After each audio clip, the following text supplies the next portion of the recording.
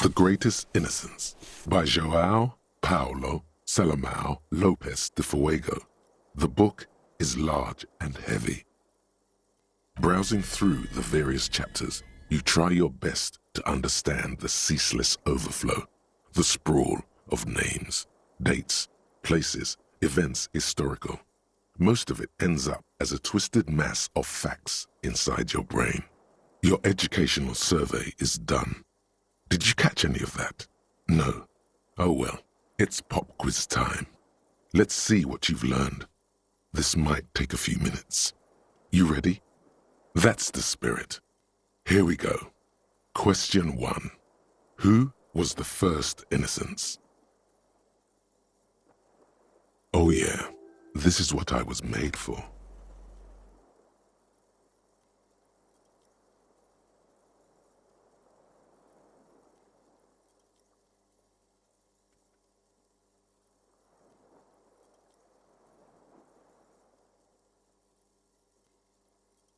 Correct.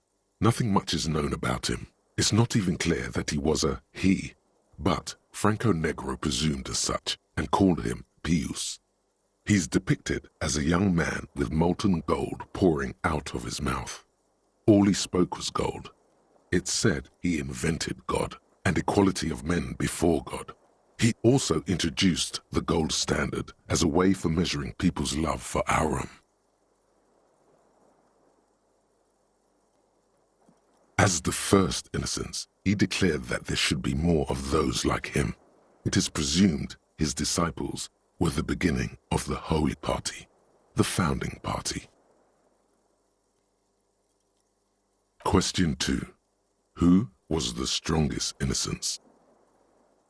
Easy. Everybody knows the answer to this. You, me, anybody. Correct. Named the innocence of militarism, he codified hereditary rule, but at the same time ended serfdom and established the inter-isolari real as the global reserve currency. He also established the concept of the nation. Franco Negro attempted to solve the rising tensions between the aristocracy and bourgeoisie by building a unified society in which every man has a place and a mission, but at the same time may rise to nobility provided on the strength of his virtue. Question 3.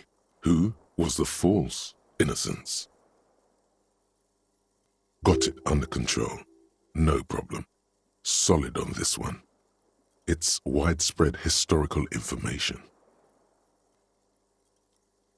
Correct. There have been a number of counter or false innocences, some assumed to have innocentic qualities, some who just thought so themselves. Occasionally, they have the support of a faction inside the ecclesiastic organization, and accusations of foul play have arisen. The most famous and important of these was Ernest Pasternak. He was into torture, despotism, hymns, cannons, and world conquest, but got defeated and humiliated by Stepan the Despicable of Kedra. Final stretch. You've come so far and learned so much. This is the most important one. Question 4. Who was the greatest innocence? The most important of them all. The most precious to humankind. I've got it, honest.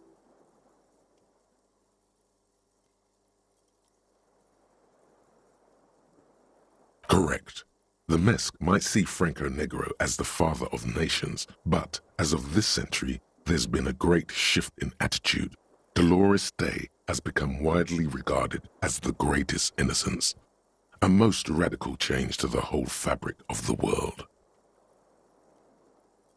Everything from inter-isolary travel to the connected world to 3 consecutive scientific revolutions can be traced back to her. Every decade that passes, she seems less human somehow, and more beautiful. Congratulations on finishing the test. The results and your subsequent grade have been calculated. You get an A. All correct. Impressive. Oddly so. You really navigated some treacherous waters here. Well done. You are really just talking to yourself. It is quite silly.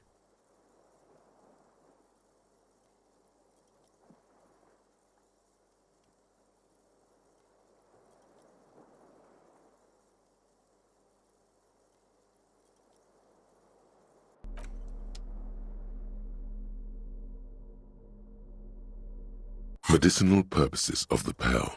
The cover of this heavy tome features a number of esoteric symbols.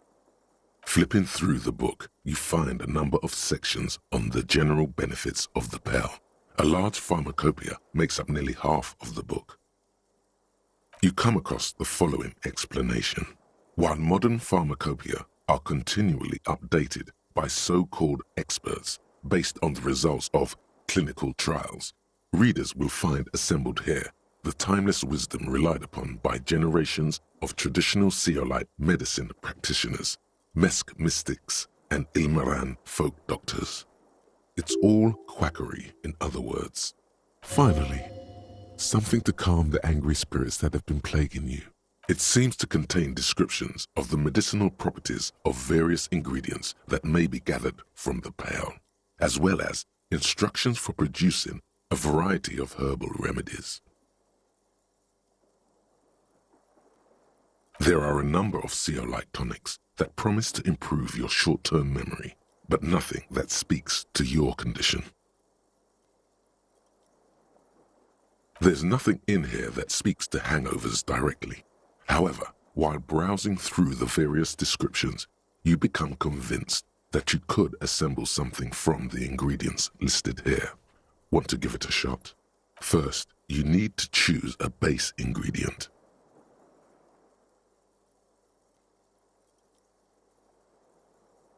Next, you'll need to combine the base ingredient with an appropriate vehicle.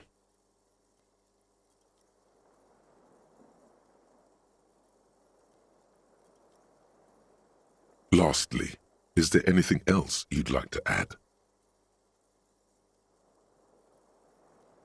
The combination of mint and birch bark make this tea relaxing and good for the digestion. It won't do much for your hangover though. Would you like to try again? Very well. First, choose a base ingredient. Next, you'll need to combine the base ingredient with an appropriate vehicle. Lastly, is there anything else you'd like to add? You've created a delicious tincture of whiskey and ginger. According to the pharmacopoeia, it should increase your energy and focus, though, in your experience, it's only done the opposite. Would you like to try again? Very well. First, choose a base ingredient. Next, you'll need to combine the base ingredient with an appropriate vehicle. Lastly, is there anything else you'd like to add? You've created a delicious tincture of whiskey and ginger. According to the pharmacopoeia, it should increase your energy and focus, though, in your experience, it's only... Would you like to try again? You close the book and find yourself staring at the familiar cover once more.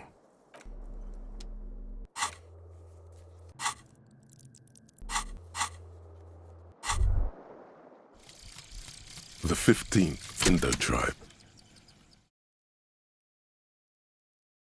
Because there was. The 15th Indo tribe was comprised of 8 kids from Forberg and North Jamrock, running from wild dogs in the valley, hiding scents under rocks, and stealing clothes off clotheslines, and sometimes even the copper wiring of phone lines. You may have been one of them. This must be a childhood memory. The 15th Indo tribe was your Indo tribe, set to rule in Cylinder. The rest of the kids are dead now. Car accidents and drug overdoses. Only you remain.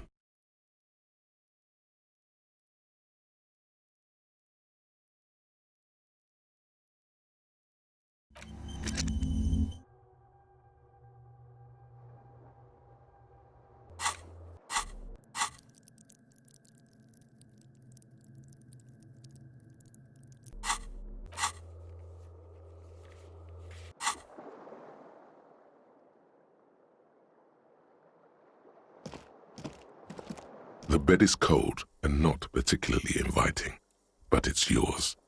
The sheets look awful. The sheets feel at once coarse and clammy against your skin. The bed sags beneath your weight as you stretch out and finally close your eyes. And then sleep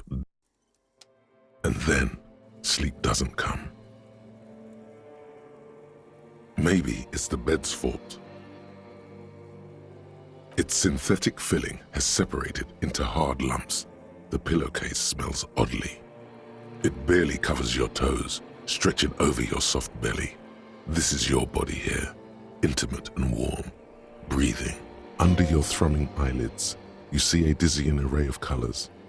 You won't get off this carousel quite so easily. It's a little better. Colors, scenes, and half-formed phrases still litter your mind. Part of you is still trying to solve the case, isn't it? Something to do with, what was it that the lieutenant said? Union? And it's gone again. Your thoughts lost between the slowing brain waves. Your breathing steadies. A great silence washes over you until your eyelids twitch in your sleep and images start forming.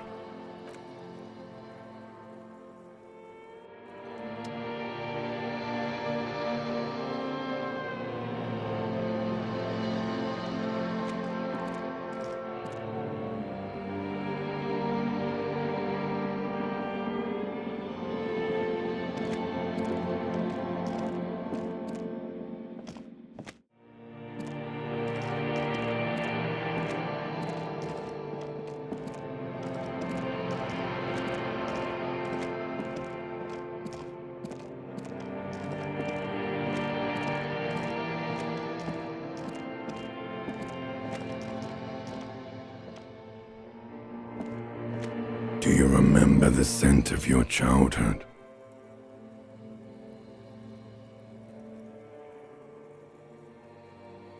Do you remember your wife's hand on your face?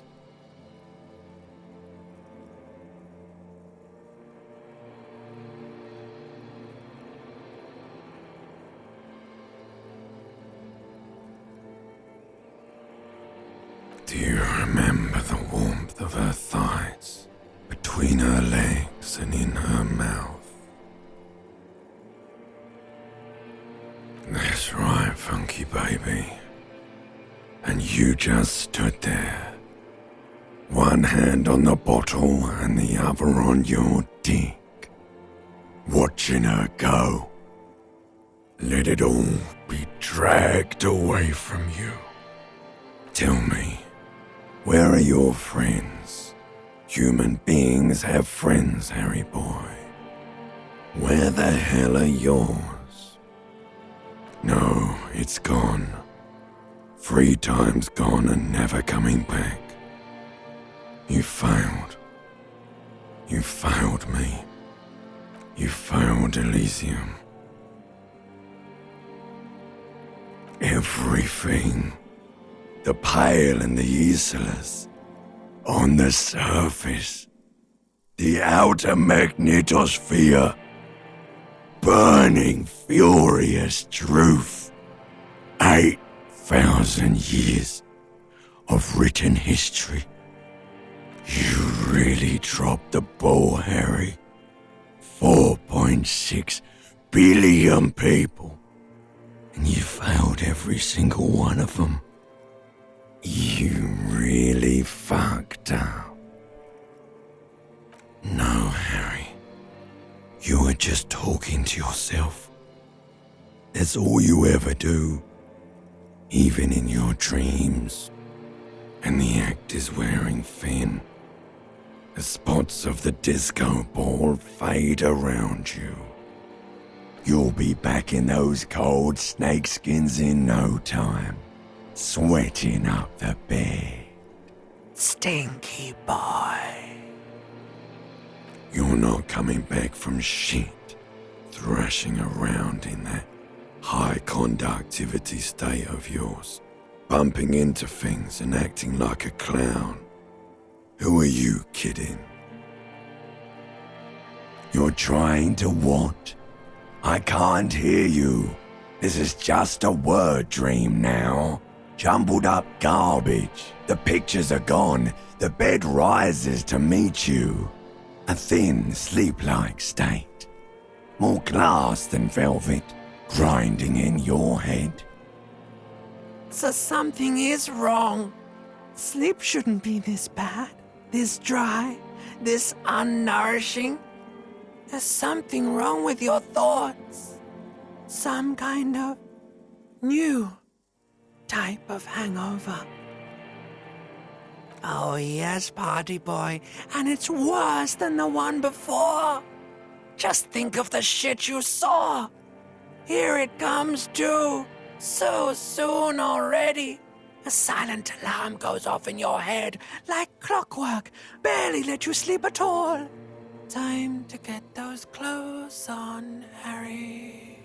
Time to go to work in the shit factory.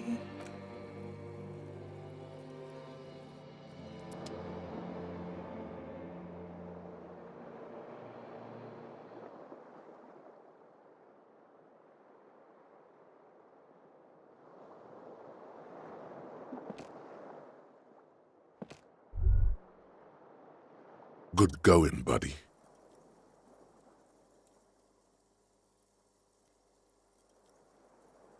Really?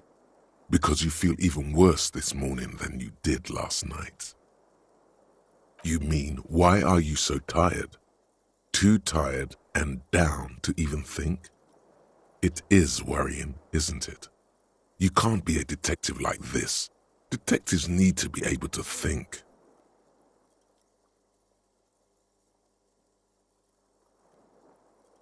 That's not really true. Your heart has finally pumped all the speed out of your system, Buster. Time to get some more. Don't do that.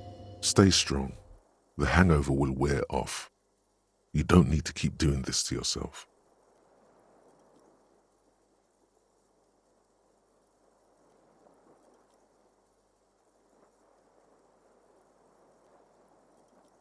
Are you sure? Ready to live as this pathetic shell of yourself for days? Basically, a week? Let's be honest, 2 weeks. Maybe 3. You won't make it. Half the town will be dead by then. You will be fired. Suit yourself, slow, sad shell man. See how you do without your spark.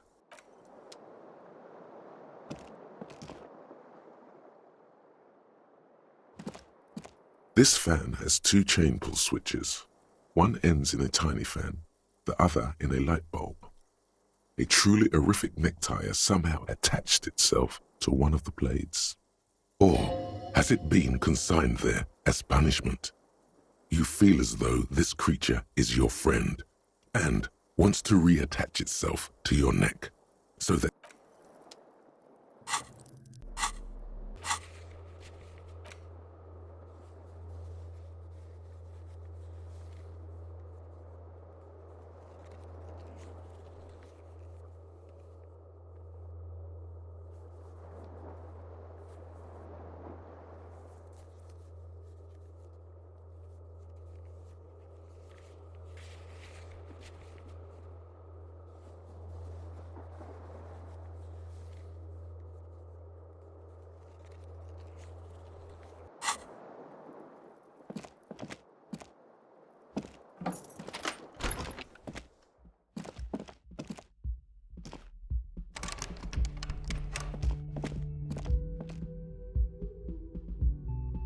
the door is closed.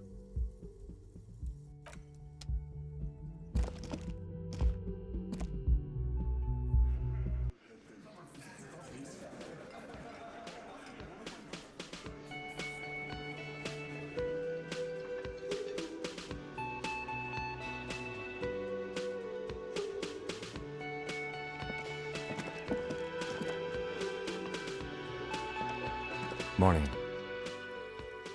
Looks like we can get to work at once. The union muscle turned up. They look rowdy, we should talk to them. I mean ungovernable.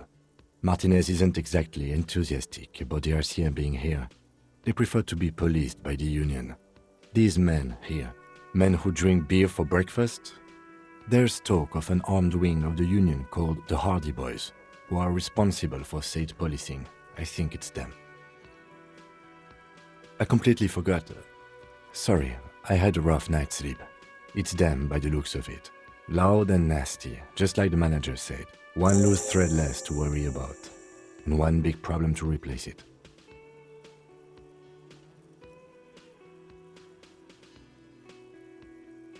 That would just escalate tensions. No captain would sign off on it. Solving one murder isn't worth a conflict between the RCM and the Debarders Union. In fact, even the death of 2 detectives might not warrant an all-out war. So let's keep a cool head, okay? Everything points to the Dockworkers Union. The belt used for hanging him, tracks in the mud, the circumstances in Martinez, my preliminary information.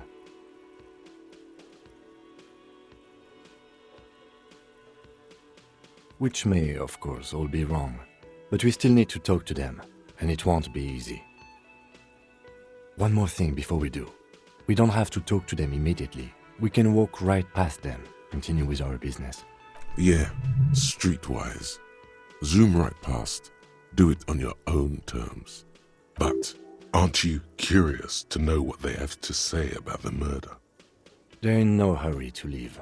They think they own the place. Anyway, I leave that choice to you. Whatever you decide is fine by me.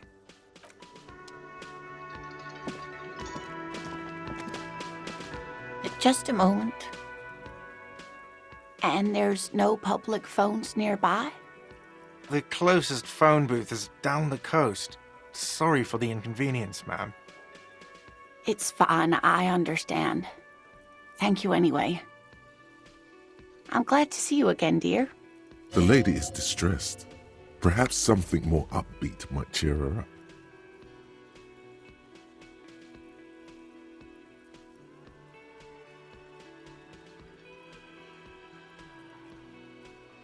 Please don't trouble yourself about me, sweetie.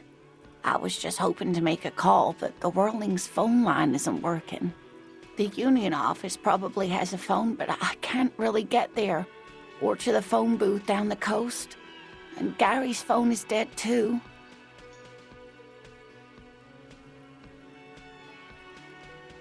To let the young woman who's house-sitting for us know that we may be delayed.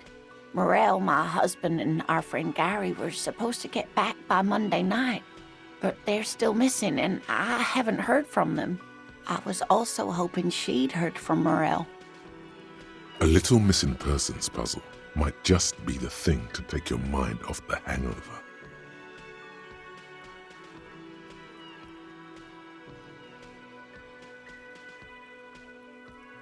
That's just it. This isn't like him at all. He always plans his expeditions so carefully. But you have more important things to worry about. Just some field work, sweetie. Morel is a highly trained scientist. He and his assistant Gary are studying an extremely rare species of insect. But they should have returned by now. They were just going down the coast across the water lock to set a few traps. He said they'd be back on Monday. What could be keeping them? The water lock, that was broken. Could this be it? Oh, sweetie, it's nothing like that. Gary's as loyal as they come. I trust him with my husband's life any day. Oh my, what happened to the water lock?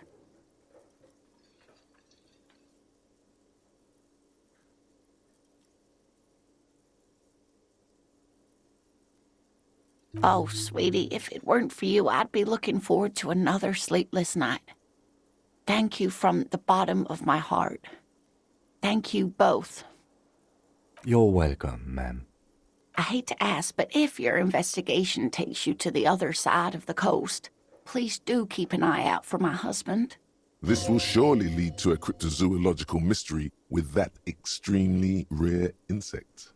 Yes, some left-field scientific research is exactly what you need right now. Funk up that vanilla murder investigation. And if you see him, let him know Lena is waiting for him here at the Whirling. He gets so tangled up in his work that he may not know the water lock's been repaired, and it's cold out there. Oh, you're such a dear. Thank you, sweetie. Oh, yes. A zoologist. A cryptozoologist, to be more precise. It's a pseudoscience that attempts to legitimize research into mythological beasts and urban legends. That's one opinion, yes. And people are entitled to their opinions. My apologies, ma'am. I did not mean to undermine your hobby. It's not a hobby, dear. It's a subfield of zoology, one specializing in animal species that are so exceedingly rare that many assume them to be extinct or even fictitious. Searching for such species called cryptids is difficult and often thankless, and frankly, many scientists are too lazy to do it. Universities these days are rarely interested in supporting real research. She's completely internalized her husband's struggles. They are her own.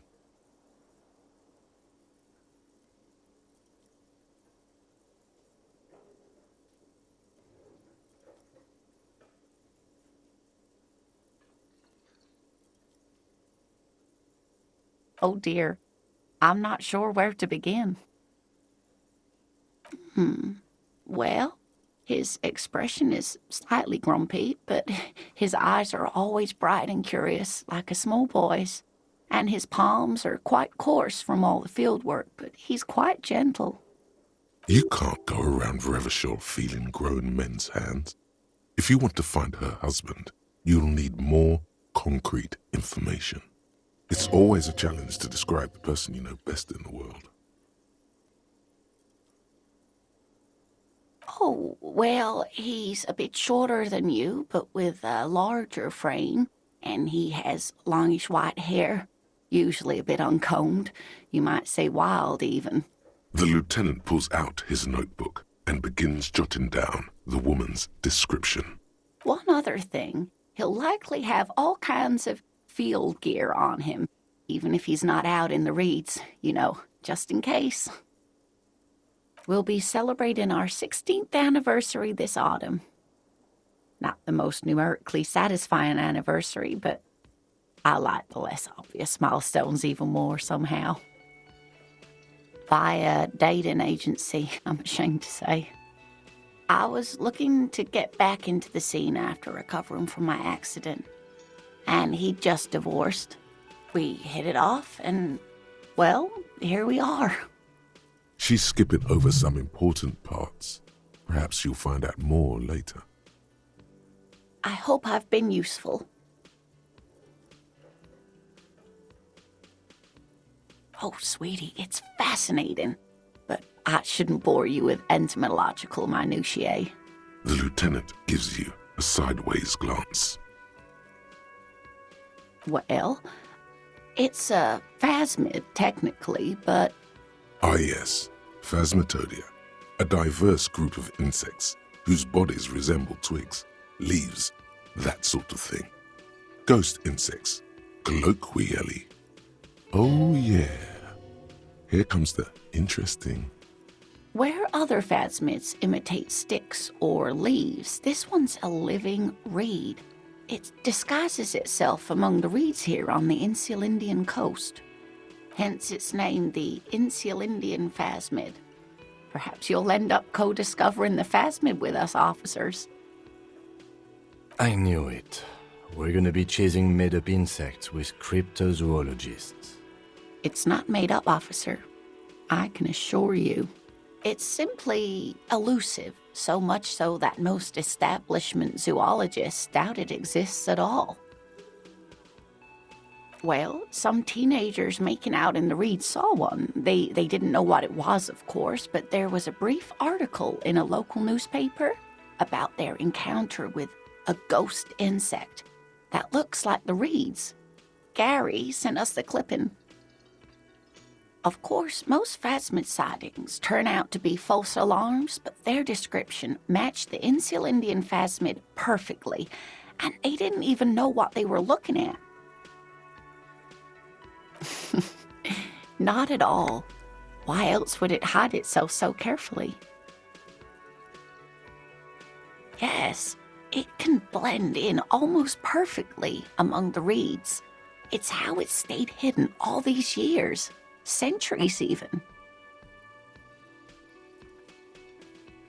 Oh, I doubt it.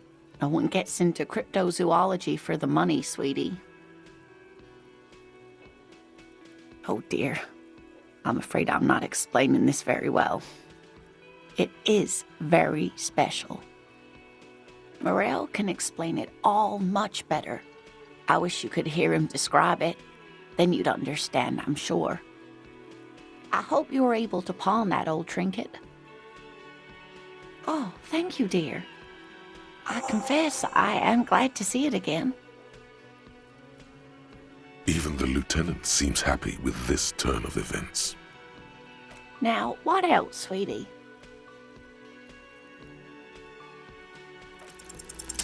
There's really no point in manipulating anyone. She'd be only too pleased to tell you about her work. Go on and ask. Oh, I'd be delighted. Truth be told, I could really use the company too. One cryptid, not a couple. One. This won't turn into some kind of cryptid extravaganza. He nods and assumes a waiting posture. Ooh, tough choice there.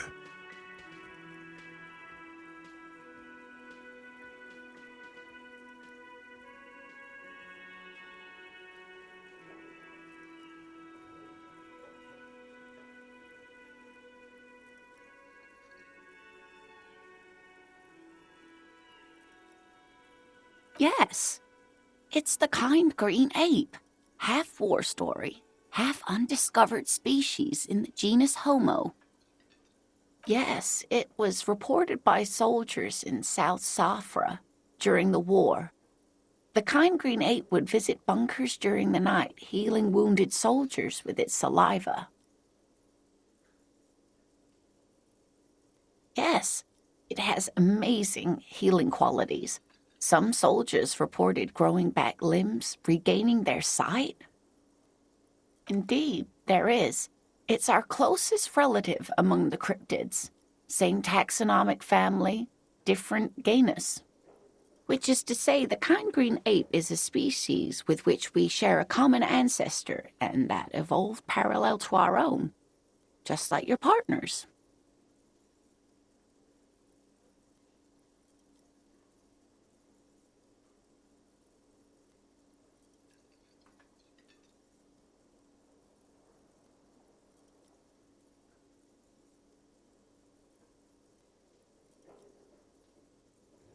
The lieutenant looks at you, pleasantly surprised.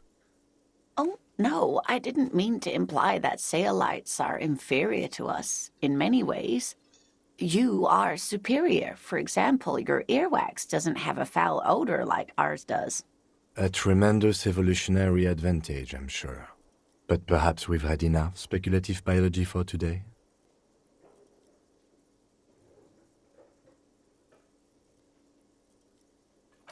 Of course, dear.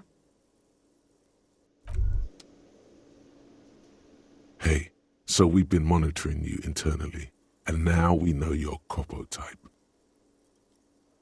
Yes, guess what's yours? No, you're the sorry cop. The cop who's sorriest. Let's make it official then, shall we? Huge lack of enthusiasm going on in here.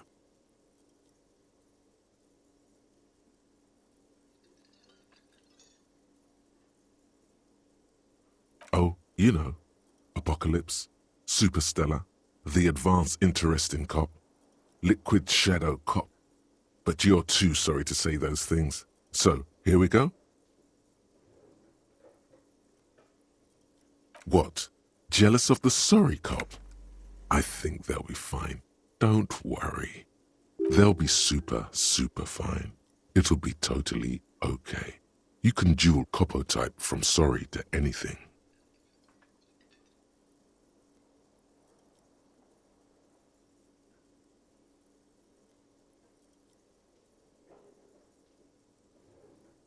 No, you don't.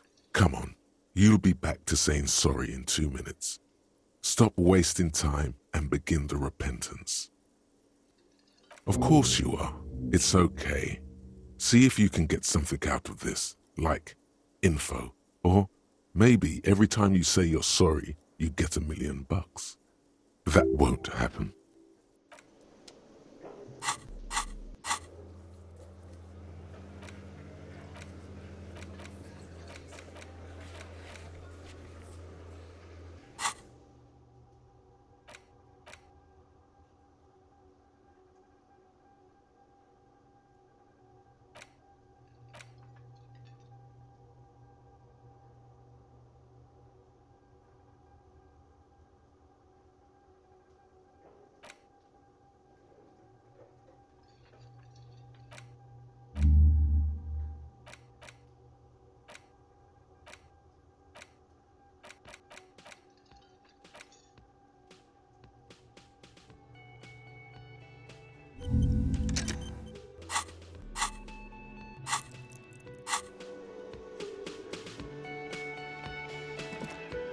Can I help you?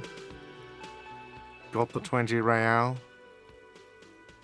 Then why are you wasting my time? And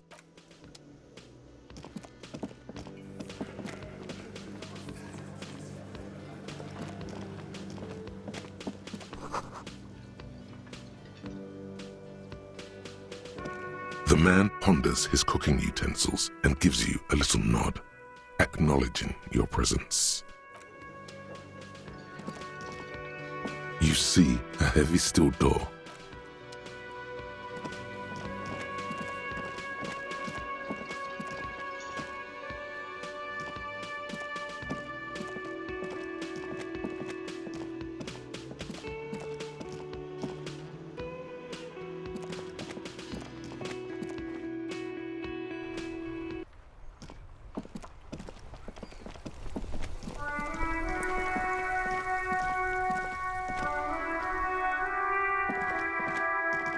Hello again, sir.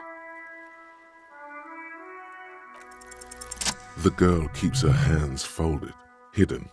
Why is that? What do you mean, sir? She knows where this is going.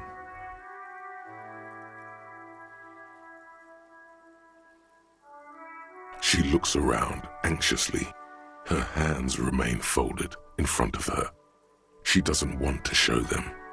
The lieutenant stands by, looking at the two of you with little interest. A facade of true professionalism. He is far more intrigued by the situation than his poise reveals. She brings out her reddened hands, her nails frayed, nearly chewed down to the flesh. And you knew this from me keeping my hands folded?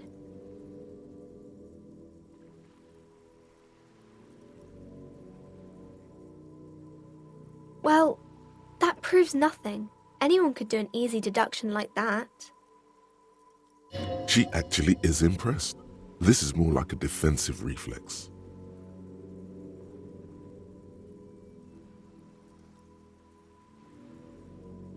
She nods, half provocative, half enthusiastic.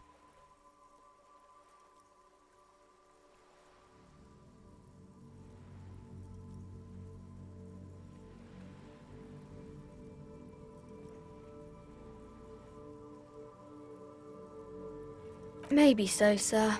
Okay, I know it's a bad habit, and I shouldn't.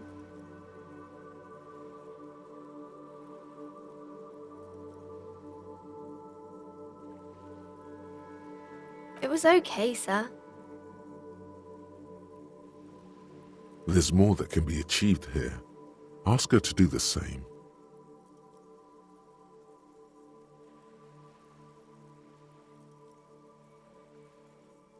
You're quite sober. The lieutenant does not flinch at the comment. He does not flinch even a single bit. He is intensely not flinching. It takes effort.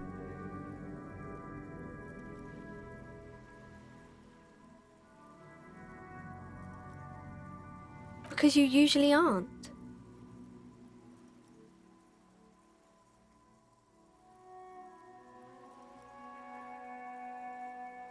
I sure hope you are, sir.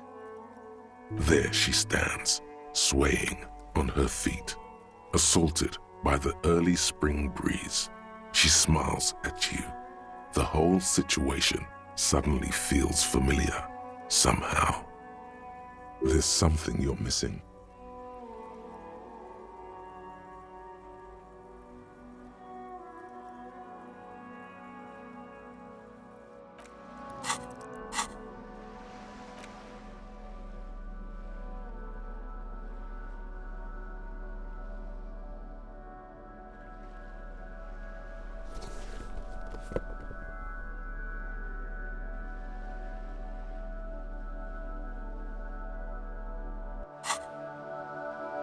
Hi, Ace Detective.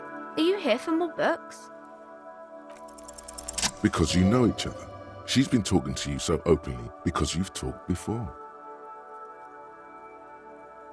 Yes, I stand in this spot all the time. You've been running around all week without your shirt on, sir, apologising to everyone. I don't really understand what you've done wrong. Of course, you've stopped by a few times. You certainly look better than the last time I saw you. Yeah, I can see. You don't have party eyes anymore. Party eyes. Yes, of course. That makes sense.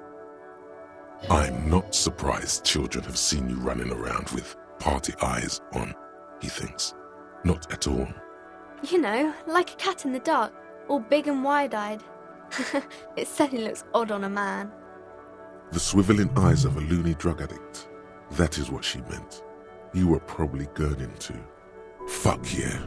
You should get some party eyes right now. Snap those sequins on you, boy.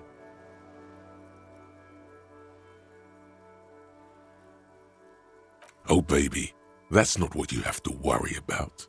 Worry about the important thing.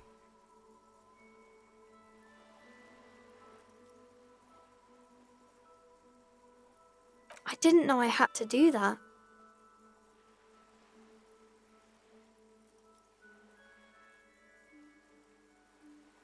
I'm glad I could help you, sir.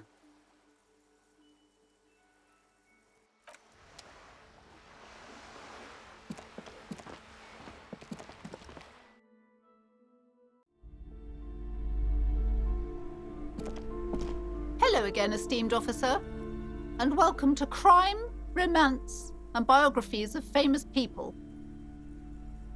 God, I've told her not to do that. It's disgusting.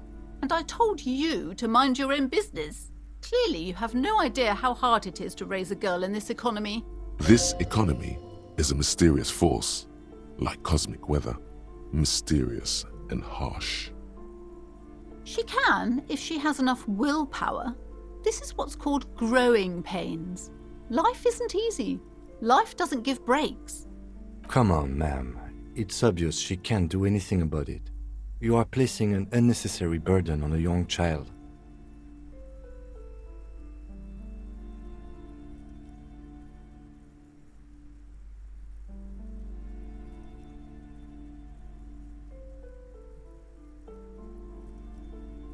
She stands stiff and severe, silently fuming. 10 or so seconds pass without change. This is a person coming to terms with a new reality, one where they are wrong. It's not easy. Oh no. Hold on.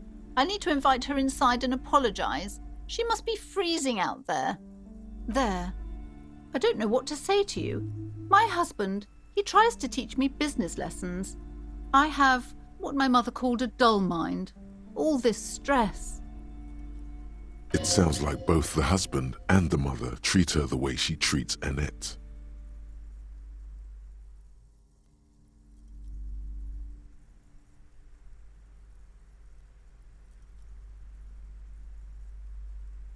Oh, well, my mother was horrible, of course. Absolutely perverse energies around that person. But my husband... My husband is completely different, of course. Yes, my husband is a successful entrepreneur east of the river. If only he were more involved in the business we're running up here. No matter.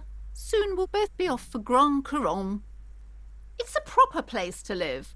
One of the most peaceful neighbourhoods east of Jamrock. You may know it for its massive housing projects. Most of the buildings are empty at the moment. It's a great opportunity to get ahead of the crowds.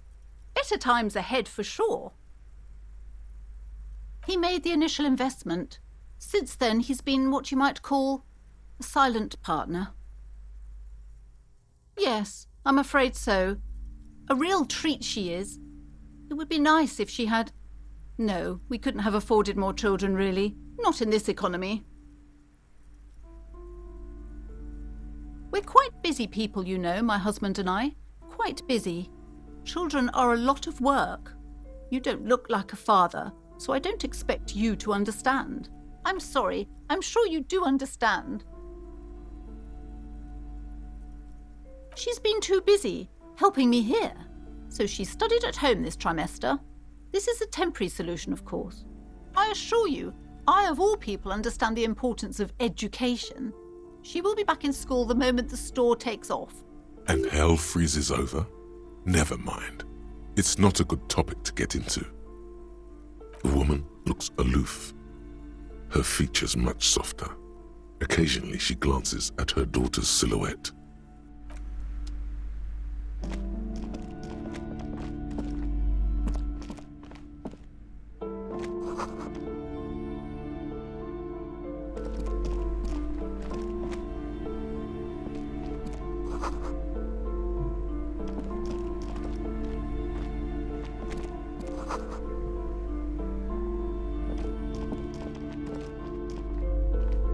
I'm sorry, sir. I can't talk right now. I'm very busy with my homework. I have so much homework now. You just can't win. Out of the rain and into the gutter. Math. It's really difficult. Like, really. They say you need it to get rich. Better than standing outside in the cold, I guess. Oh, I found something while you were away. I thought this would fit you. Like, thanks for helping out. Not me. The city, I mean. Like a detective does. Just what Dick Mullen would ask. I got it from behind the curtains. I'm not really supposed to go there.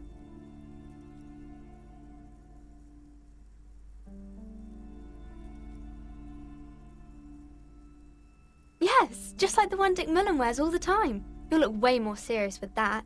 Right, I have to get back to my homework now, before Mum notices. Man, this is hard.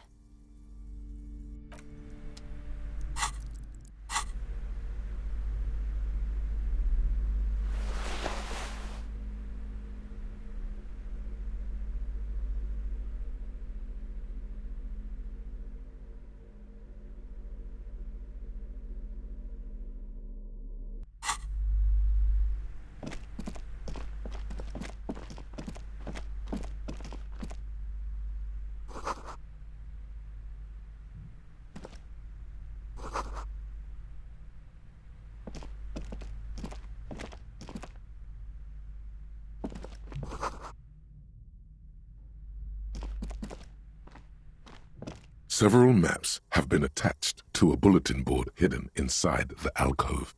They're held up by small pins. The board has come loose from one corner. The maps look old and faded. Your eye catches a map of Insulinda, a map of Revachol, and a map of Martinez. I'm sorry, officer. The map of Martinez is the only one available. The other two are not for sale anymore.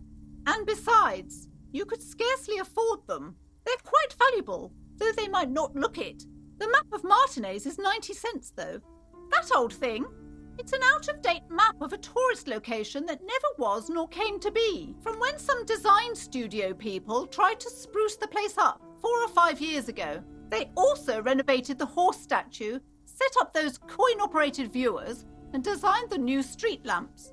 The place does not look like a successful tourist trap, does it? They didn't get that far, for some reason. A shame the project never got going. Would be nice if someone fixed Martinez up. All these ruins are bad for business.